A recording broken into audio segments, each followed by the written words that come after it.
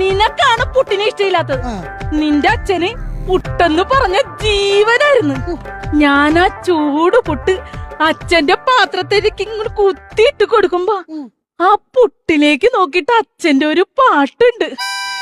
ചില്ല് വെച്ച കുറ്റിയിൽ നിന്നാവി വരും നേരം പിന്നിൽ നിന്നു കുത്തിയിടും പുട്ടിനെന്തു ചന്തം.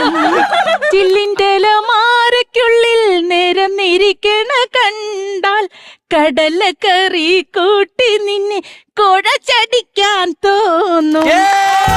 അങ്ങനെ ഞാൻ വിളമ്പിക്കൊടുക്കുന്ന ആ കടലക്കറി ചൂട് പുട്ടും കൂടെ കുഴച്ചടിച്ചിട്ടാണ് ആ നാറി നിന്നെ എന്നെ ഇട്ടിട്ട് ആ ലീലയുടെ പുറകെ പോയത്. അന്ന് തുടങ്ങിയ വൈരാഗ്യമാണ് എനിക്ക്. ആ പുട്ടോടെ ഉണ്ടല്ലോ അടുപ്പത്തോട്ട് വെച്ചിട്ട് തീ കൊളുത്തുമ്പോ ഉണ്ടല്ലോ അങ്ങനെ മൂട്ടിയിട്ട് തീ കൊളുത്തണ ഒരു സാറ്റിസ്ഫാക്ഷൻ ആണ് എനിക്ക്.